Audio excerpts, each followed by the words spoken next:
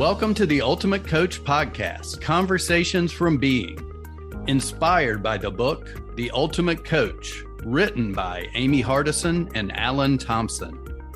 Join us each week with the intention of expanding your state of being, and your experience will be remarkable. Remember, this is a podcast about being. It is a podcast about you. To explore more deeply, visit theultimatecoachbook.com.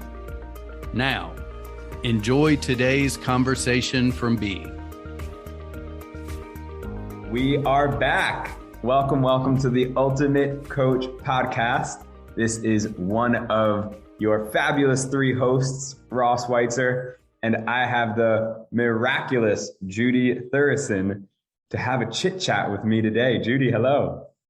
Hi, I'm so excited to be here. I know this has been a while in the making. I feel like there's been like wonderful anticipation to meeting each other.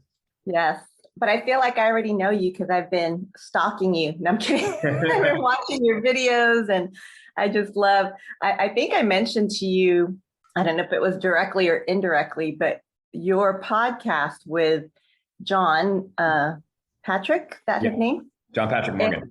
Yes. John Patrick Morgan. I was driving, listening to the podcast, watching the video of you guys, and I'm just bawling in my car by myself. And it just resonated so much. I can't tell you exactly what it was that was said, but I think that's the whole spirit of this podcast, right? It's the being, it's how we're feeling from the experience. And it was a really huge moment for me because it was right before I hosted the Ultimate Experience event, the live event, and that podcast helped solidify for me that the place that I was coming from to host this event was from a place of being loving. And if that's all I could do, I can't lose, right? If everything, my intention to create this event was from a place of love, then it was already a win, no matter what happened. So I want to thank you personally because it was that podcast that really just wrecked me and helped to peel off the layers of why are you doing this? Why are you stressed out? What are you trying to prove? And it just, when you peeled back all the layers, the root, the bottom foundation was love. Isn't it so beautiful to think about one message, one conversation? Every listener is just relating it to it in their own world. And one conversation between two people can have this ripple impact in all of these unique different ways. Judy is connecting to love, hosting an event. X, Y, and Z are trying to relate better as parents. And we're just talking about being a specific quality, like love, for example. And whoever hears it in relation to what is the momentary discomfort or challenge, and then applying it into that area of their life. So good. Yeah. And I never met you or John Patrick. And so you don't even have to know the people to get something out of it, right? It's so powerful. That was my first ever interview or podcast or anything. And I was being nervous. For sure. But you know what I loved about it is you both were so in the moment that authenticity is really what drew me in, right? How boring is to have this perfect podcast, announcer, interviewer, all the right questions, all the right answers. It's boring. There's a million of those out there, right? But I think when you can be in the moment, realizing that you're maybe not super present and grounded, and then reel yourself back in. Like I saw both you and John Patrick do that. And it was so beautiful because for me, authenticity is not something you read in a book. There's not like, oh, here's 5 steps to authenticity. It's really modeled behavior. And that's what I love about the Book of Being, the Ultimate Coach book, the Facebook group that we have is you have so many people modeling this authenticity that we're all able to be role models for each other. Wouldn't you agree? Yeah. And there's so many different flavors. We have the concept of being, but everyone's beingness is a unique flavor. And society tries to make us one plain vanilla or chocolate. Yeah. Yeah. I love your moniker, right? The Maverick. I like that you like to push the envelope and stir the pot a little bit. And that's really great. I think we need that. Get out of the vanilla and chocolate, right? Yeah, it's interesting. So what Judy is referring to is, I heard the word maverick and I looked up the definition of it, and it's a unique, independent-minded person who's unorthodox. And I was like, oh, I love that. That's me. I'm the maverick. And it's interesting because I use that term now, but that it wasn't as if I set out on this path of I'm going to be the maverick. It was, I do not want to be the way I've been brought up and led to believe I must be to make it in this world, which was being for the sake of validation, being for the sake of status. And then I did that and it didn't work. So I go, I need to discover a different way of being and discover, how do I be so that I can internally feel love, joy, happiness, freedom, and expansion. And it just so turned out that the being of that was so radically different than the being that I grew up in, that it just seems like I'm unorthodox. It just seems like I'm unique, when really I just went the other path. And that's why it's the maverick path, because it's just seemingly different. Is that something that you noticed growing up? Were you kind of out of the box, maybe black sheep, rebel, maverick from the very beginning? Yes. And it got numbed down by educational pressure. And I say that because I was a student who had a lot of energy, and that's bad because the school system wants me sitting in a chair for 8 hours. So I was on ADD medication for 7 years. And those 7 years, my soul was just buried in the sand. And a lot of that independence was drowned out. Yeah. Yeah. I'm so sorry. I'm in the middle of a podcast. Sorry. No problem. We're real life here. Live and no problem at all. Yeah. Actually, I totally get that. And I homeschooled my kids for that reason, because my kids shown this just gifted personality, artist, expressive, very smart. And being in school tried to put them in a box, right? So this is a podcast slamming education in school, but just speaking from my personal experience, really allowing them to explore, their desires, their needs, their things that interested them. And it was a beautiful journey. So I totally validate what you're saying and get that. And sadly, that happens so much, right? How many people get numbed out? How many people, their creativity just gets snuffed out? Almost everybody. Quickly, Judy, I want to go back to that moment where there was an interruption, because I have this question. Why does, would you call this like the entertainment industry, like a podcast, or the educational industry? Why does maybe both. Yeah. Why do these things get edited out? What does it convey when we edit that moment out? Doesn't it convey the message of perfection?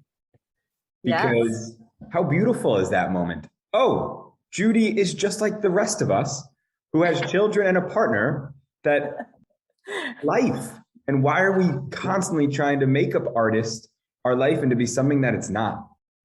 What a great question. And to be honest, to be in the moment, right? Sentences back, we're talking about authenticity and not being perfect and yada, yada. And then here this moment happens and I'm completely off kiltered. I'm annoyed. I'm like, hello, can't you see we're doing a podcast over here? And to your point, like, why can't that be okay? Why did it make me, why did it irritate me? And I think we're so conditioned and so groomed to put everything perfect in a little box. And that's what we present to the world. So I appreciate you bringing it back to that, because this is what this podcast is all about, right? How can we just be? Yeah. How can we be real, authentic, just vulnerable, be open, flaws and all? So you should be like, get the hell out of here. That's what I wanted to say. And That's because it was me. my husband said it's because it was me. Look how interesting this is, though. Look at what we sacrifice at the expense of what we actually truly love. So, and it's habitual. It's conditioned into us. Truthfully, who do you love more? Well, this is an interesting question, but yeah, who do you have a more loving, intimate relationship with? Your husband or the Ultimate Coach podcast? Great question. Great question. I love that, because, man, that just keeps it real, right? But how many times do we do sacrifice that? Even, let's just keep it real. If my husband and I are having an issue, an argument, where there's conflict happening, and I'm heated and I'm, maybe raising my voice or being, just not really kind. And then somebody rings the doorbell and I open the door. Hi, how are you? Welcome, right? The tone changes, body language changes. So yeah, in that moment, I'm not being authentic, right? Like I can say all day long, oh yeah, I'm really authentic, I'm real, I'm this, but those are the moments that show like, oh, you know how to turn it on and off. and we all do that, right? Sometimes we're not even aware that we do that. Yeah, I'm a part of this Taoism spirituality school. And the way in which an aspect of how the mind is taught is that we have three minds. There's three versions of us. There's who we think we are, there's who we pretend to be, and there's the one we really are. So who we think we are is that voice inside of our head, which is just a conditioning from our past, our education, our culture, our life experiences that leads to this, nah, nah, nah, nah, nah. And then there's the one we pretend to be. And that's what we're talking about, where we put on this show and this different persona depending on our context. So I might talk differently with my husband than I would on a podcast, where it's like, I'm really like in this mood, but then I jump on the podcast and I'm in this mood. And then when I'm with my boss, I button up my tie and I put on this fake persona. When I'm with friends, when I'm with family, it's like, wow, how many different false versions of me am I playing in one day? And then there's who we really are, is when we strip all of that back. Who is the essence of Ross's being? Who is the essence of Judy's being? And what would the consistency look like if that was webbed out through all relationships? Yeah, that's beautiful. I have my own personal gauge on that. And I say this often, is that when your inside matches your outside, then you're being authentic, right? And I try to do that as much as I can. And like I said, a lot of it is not even conscious behavior, but the more we peel back those layers, and to my point earlier, the more that we watch each other and see each other, be that example of vulnerability and authenticity, it gives us permission to do that, right? I mean, isn't that why we all love Steve Hardison? Because he is just goofy and he will dance anywhere and he will say anything. And he's so in the moment. He'll call anyone, he'll, talk to anybody. And I think that attracts me to somebody like him, because it gives me permission to say, oh, wow, I can do that too. I can be goofy and dance in the middle of the street and talk to strangers. And we actually did that when we were at Disneyland recently for a little family vacation.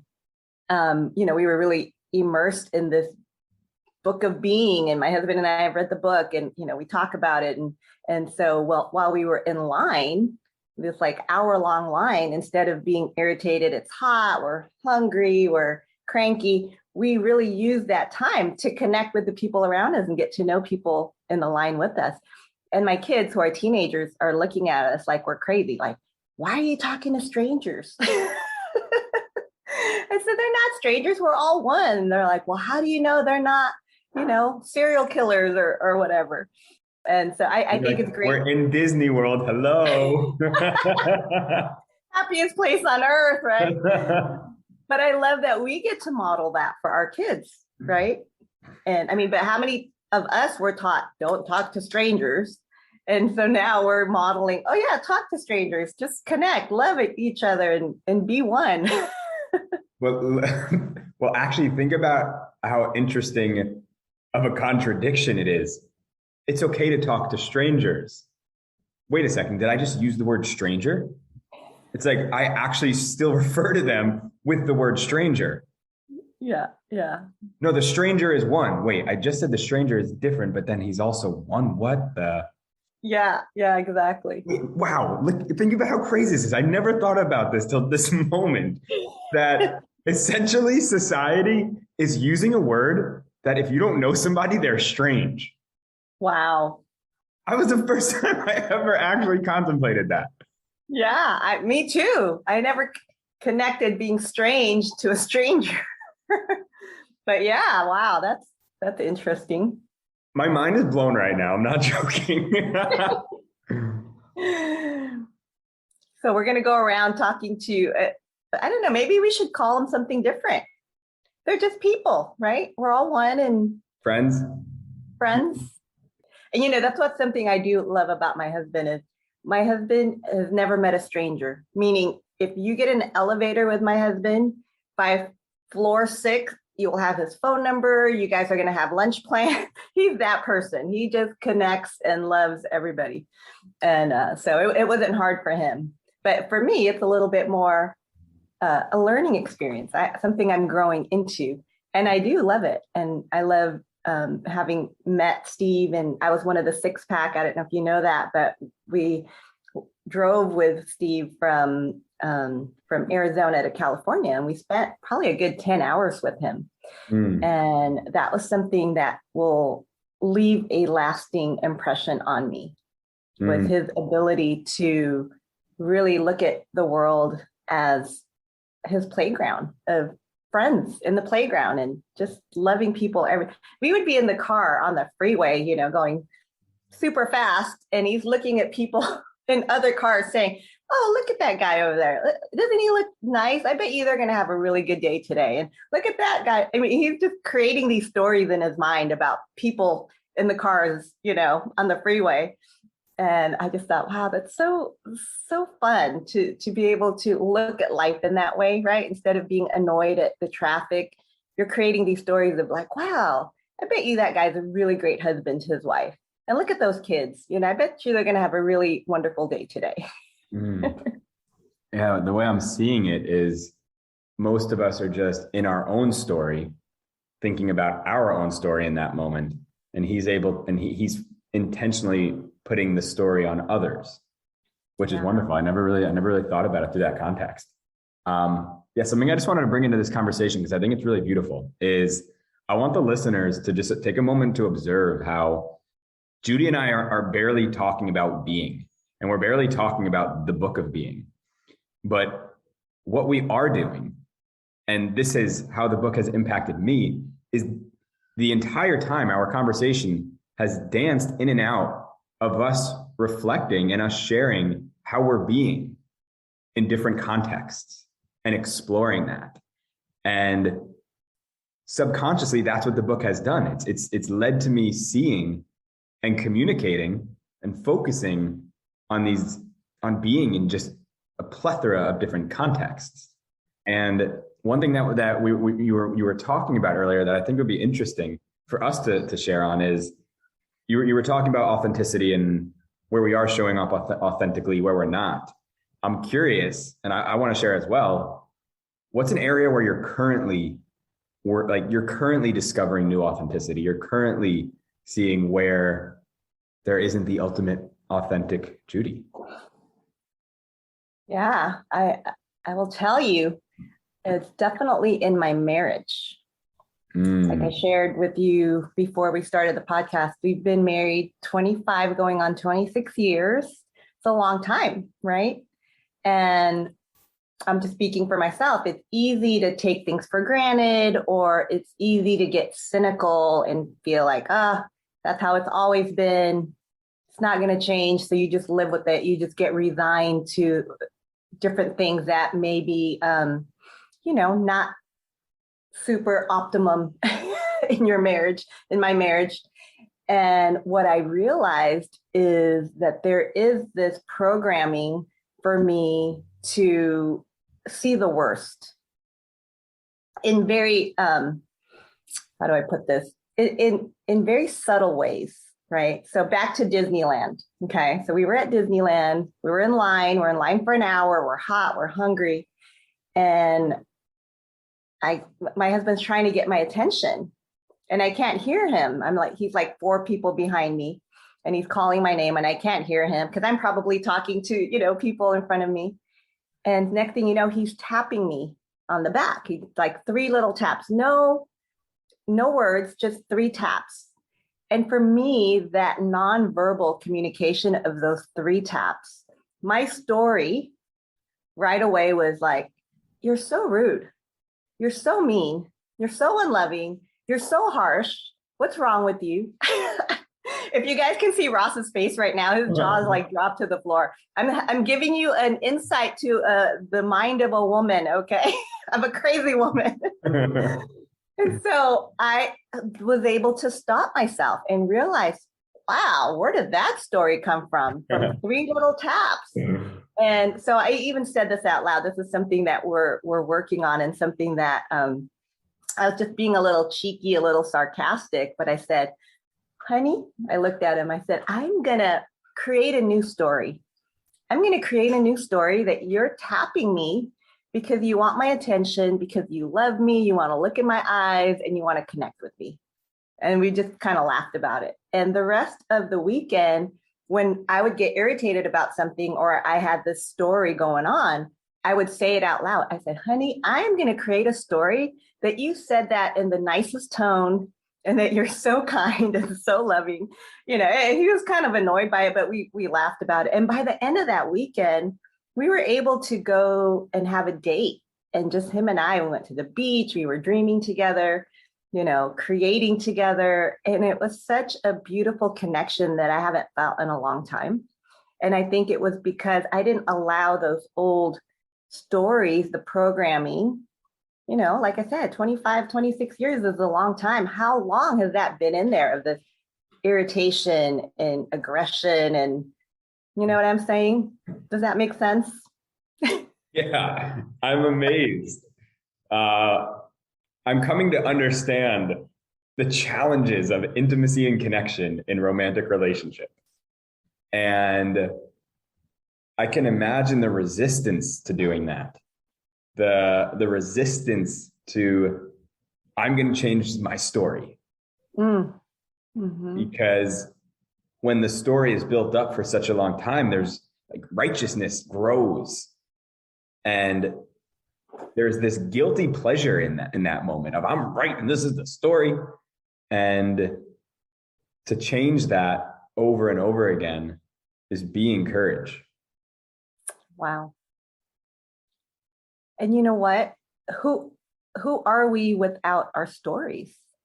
And I think you're exactly right on the spot, is that our stories become our identity, right? So for me to let go of that story is me letting go of this identity that I have built up of usually, yes, I am right. So I had to be willing to let that go and be willing to be vulnerable and put myself out there. And, when you're vulnerable, when you put yourself out there, you have the risk of being hurt.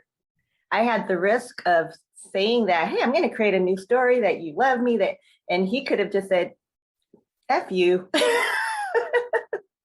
I had that risk, right? But instead, me being open and letting my guard down allowed him to take one step closer to me. So by the end of the weekend, we kept doing this dance of, hey, we're going to create a new story together. By the end of the weekend, we had one of the best connection dates we've had in a long time. So when you strip away those stories, you do get closer. And I'm not just saying in a romantic, intimate relationship, but with our children, with coworkers, kids, anyone. Yeah, changing the way we view someone. Maybe one of life's most important and challenging realities, especially when you have 25 years have passed, or especially when you've had parents forever, right? Right. And I think what prevents people from doing it is the belief that it's not possible. What also was coming up for me, and what I find interesting is, what about a reality where instead of creating a different story, we don't create a story? And instead of creating, we're dropping. Ooh. Because part of me just questions, hey, it is definitely a better solution to go from a negative story, dropping it, to then creating a better story. But in that process, am I actually becoming present? Or am I living these past moments through the projections of my thoughts and stories? So as a possibility, instead of creating a new story, what if it was about dropping the story, coming into the present moment, and it's that very act that leads to the creation of a new story spontaneously and intuitively? That's beautiful. So let me make that real with the real example that Beautiful. just happened. I don't know if you know, but I lost my son, Jacob, in 2019. He was 18 years old. He died of an overdose. This is him right here. And it's obviously still extremely painful and changes you. You will never be the same, right? I'm also a grief coach. And so one of the things that I teach is leaning into present moment grief. Toxic positivity will tell you, oh, don't be sad. At least you had him for however many years and he's in a better place, and all these things that are maybe intellectually well-meaning that people say to you, but not helpful, right? Actually, I mean, until you've been through it, you realize when you're trying to be comforting to someone, some of the things that are said is actually not very comforting. And so for me, like what you're saying, instead of creating this new story, it's dropping into actually feeling the grief in that moment. So I was at the mall last night by myself because I had to get a birthday gift very last minute. The mall's almost closing. I'm there by myself and I'm walking around and I'm seeing young adult males, between 18, 20 years old, which is the age what my son, was and would have been. And I had this overwhelming feeling of just gut punch, sadness, grief. And instead of looking away and trying to distract myself and create a new story or, do something else, I sat with that feeling and I just allowed myself to really feel like, wow, he would have been that old. I miss him. And that's okay to allow to lean into it, right? So I think we don't do that enough because we don't want to go there because it's painful. But I always say, you've got to live wholeheartedly, right? We can't feel the joy to the, optimum, the full measure if you don't feel the grief in the full measure as well. So I love what you're saying about why don't you just drop everything and then lean into what's really present. And I had that experience just last night. And it's beautiful. Even though it's painful, it's beautiful, right? Because it's what reminds us that we're alive, that we're human, that, pain is part of the circle. It's part of all the emotions. We can't say, oh, I just want to feel this, all the good stuff, but let's put the pain aside over here. So, yeah. The pain is the good stuff that gets us to the good stuff. Yeah. I think that's where people misunderstand is I got to be present. When I'm present, that's where all joy, happiness, and freedom and expansion lies. Yes, that's true. And if grief is present, that's what is present.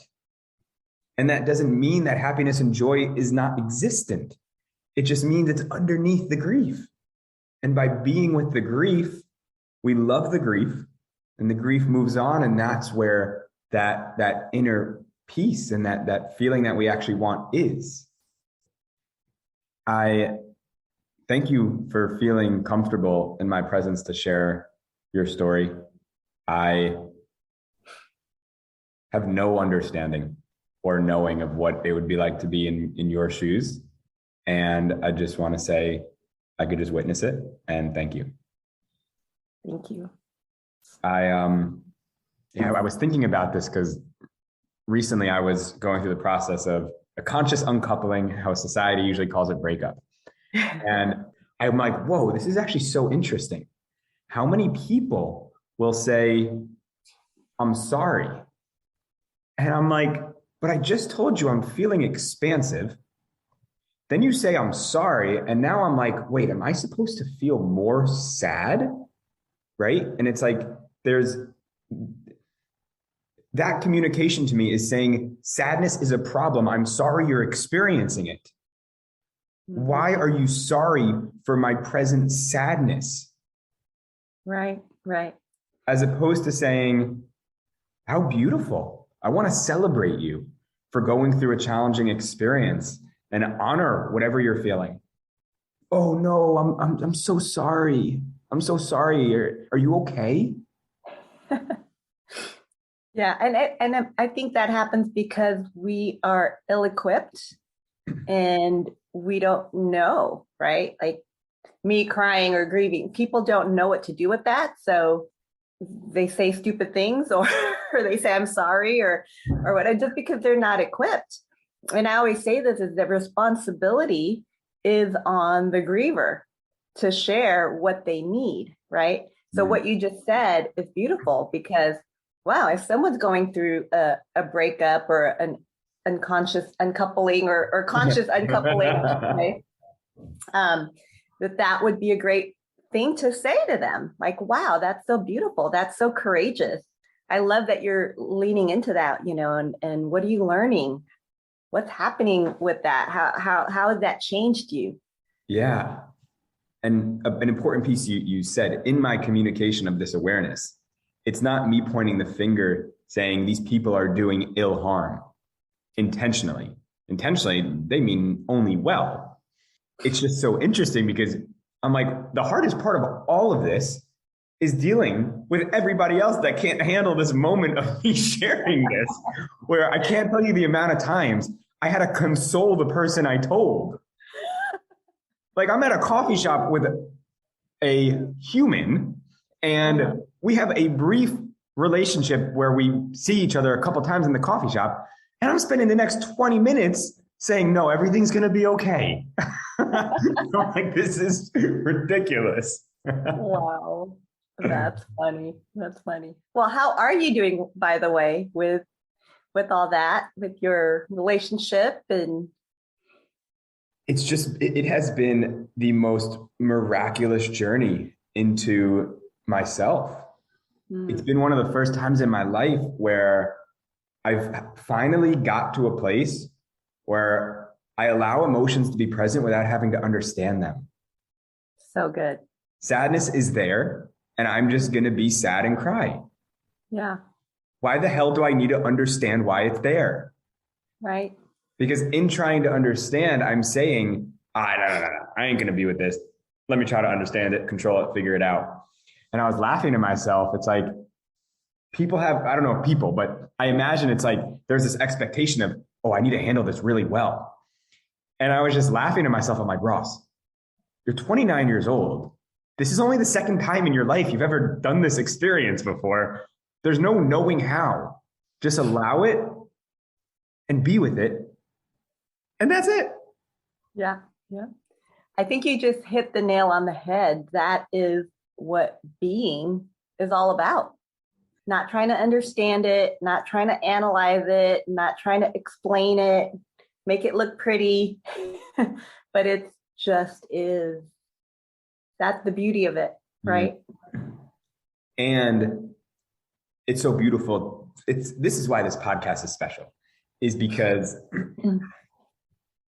I think more so than not, we learn about the other side of being present, being courage, being commitment, being joy, being love.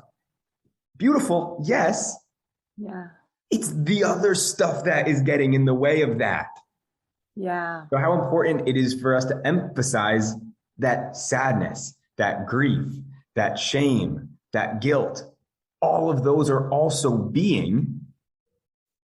And the positive, the ones we want, aren't better. It's just what you end up getting when you be all the other ones we don't want. Life is silly. That is gold right there, Ross. That's like, boom, mic drop. That's exactly it, right? Because those aren't as sexy, right? The grief, the loss, the sadness, the bad stuff that we want to cover up with the courage and the, love and success and all these great things that we want to show. We don't want to show the other stuff. And so I love that you're creating this platform and allowing us today to be able to show, like, okay, let's look underneath the hood. What's underneath there? What are the things that we don't want to talk about? And I think, like you said, that's just as important, because that's how you do get to the good stuff. Do you have one? Is there something in your life that you're like, I don't want to talk about that? I mean, I just shared with you like my marriage stuff. I am pretty much an open book. Like there's nothing that's off limits with me. I share, I'm probably an oversharer. But my marriage is a big one because, somebody who's a coach and the public, and I, leader and influencer, whatever you want to call it, there is a certain expectation and perception that, oh, well, if you're going to lead people, then you have to have everything together, right? I don't know where that came from, but there is this perception. And actually, I think what makes me a really good leader is because I am not afraid to show you all my flaws. And because of that, it makes me more trusted. People feel safe with me. People feel like they can tell me anything because I'm willing to go there. And so, Eric and I are working on our marriage. We're very proactive about really creating deeper intimacy and connection, and we're going to London together, which is amazing. And we're taking a couple days to go to Paris, and that's just him and I, and connecting and just growing in our marriage. So if anything right now that I feel is, I'm not sad about it, because I think it's great. We're in an area, a time in our marriage where we're both working on it and it's growing, but it's definitely something in the past that I would have not wanted to talk about because it wasn't picture perfect. You know what I mean? It's funny you use that word, because I'm like, to me, it seems picture perfect. What if that is what, ooh, Judy, are you down to create a new story with me? What is the story of picture perfect? Picture perfect is the marriage where two people are devoted and committed to each other and are constantly exploring their cultivation of intimacy and connection and love. What if you are the picture perfect marriage right now, if that was your story? You're absolutely right, because we both are committed to growing and doing whatever it takes to grow, whether it's coaching, whether it's retreats, or, and we've always had that in our marriage. So you're absolutely right. It's switching that story of wow, how lucky am I that I have a spouse that wants to grow with me, that's willing to put in the work, that's open to doing that. So thank you for shifting that for me, because you're right. That is picture perfect, right? I just got done telling you earlier that perfect, in a sense, is boring. If him and I were married 25 years and we never fought and everything was great and we never went through anything, that would be boring, right? But man, we've been able to lead, because you would have nobody to relate. Nobody could relate to you. Exactly. Yeah, and we've been through hell and back together. And the fact, one of the statistics of couples losing a child staying together is very, very small. Like 20% of the couples that lose a child, stay together. And, and we fought for that. We fought for really staying true to one another and allowing each other to grieve in a way that was true to them, right? Not making the other person do something because, well, I'm doing it this way, you've got to do it this way, or vice versa. And so we're coming out of that. That's almost 3 years ago that we lost our son. So you're right. Thank you for that shift, because I received that, and I'm going to take that with me. There was a line I heard a while back that really just gave me a beautiful perspective shift. Being that we're both in work of service and guiding and coaching and leading, there was this point I was like, why do I experience so many life challenges? I'm like, every single area of my life is testing at different points in my life. When do I get a break? And then I heard this line of, if you're actually devoted to leading and to guiding and to impacting, the more challenges that you experience in life, the more equipped you are to be a powerful leader. Yes. And that right there gave me everything. I was like, I want this, because I want this. So the more I have that, the more I am that. And it was just really helpful. Right. I agree 100%. And I'm quite a bit older than you, and I've had way more life experience. So I can attest to those challenges are not going to be wasted. They are all for a purpose and for a reason, right?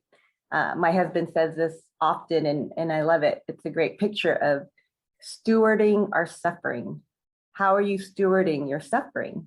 And I love that, because, if we look at suffering in a sense of, wow, it's really a gift. Suffering is a gift of how can I steward the suffering well, so that I can be an example. I can be a lighthouse. I can be an anchor. I can be a confidant, right? For other people who are going to go through the same human experience. There's nothing under the sun that is going to be brand new, right? When you look at the depth of the foundation of what we're all going to feel, it's all the same. Doesn't matter how rich, how many millions you have versus, how sick you are, how healthy you are. At the end of the day, when you peel it all off, the foundation of our emotions are a great equalizer. There's no new emotion that's going to come out that's, oh, wow, this is brand new. Nobody knows about this one. It's all something that we can relate to. So I appreciate that perspective. That's really good. And yeah. Judy, with our time coming to a close, is there any last things you want to share? And what's a great way for people to discover more about you? Just my website, judythureson.com. That's a great way to reach me. And I just love this conversation today. I love that we explored the, I want to say I don't know if this is correct, but the darker parts of being. I don't think we explore that enough. So I'm really glad that we went there. And I'm glad that we didn't rehearse anything or prepare anything. And we just allowed ourselves to be and just go there. So I appreciate you just being you and leading the way in this conversation and just getting to know you. And I already just adore you so much, even though I've been stalking you and watching your videos already. So I feel like I know you. But it's just been a pleasure. I learned a lot today and definitely going to take that with me. And if anything I can leave is just continue to be authentic. Allow your inside to match your outside. So that's a good gauge for me. You know, if I'm being something outside and it's not matching what's really happening in my soul and my heart, then that's a good heart check for me to say, let's clean this up. Let's really be completely open and unfiltered and see what happens. See what kind of magic we can create when we're coming from that place. Judy, I had a lot of fun with you today. And now I need to end the podcast by saying something, and this is new to me. So I'm like, how do I end these things? So everybody, whoever listened, thank you so much. You made it all the way to the end. And don't miss out on the next one coming out on Thursday. Lots of love. Peace out. Thank you for listening. If you know someone who would benefit from today's conversation, please share this podcast with them. Also, we invite you to visit theultimatecoachbook.com so you can continue your personal exploration of being. There you will find links to join our wonderful community, get your own copy of The Ultimate Coach book, and more. Simply go now to www.theultimatecoachbook.com. That's www.theultimatecoachbook.com. The link is also available in the show notes. We appreciate your support. Be blessed. Be you.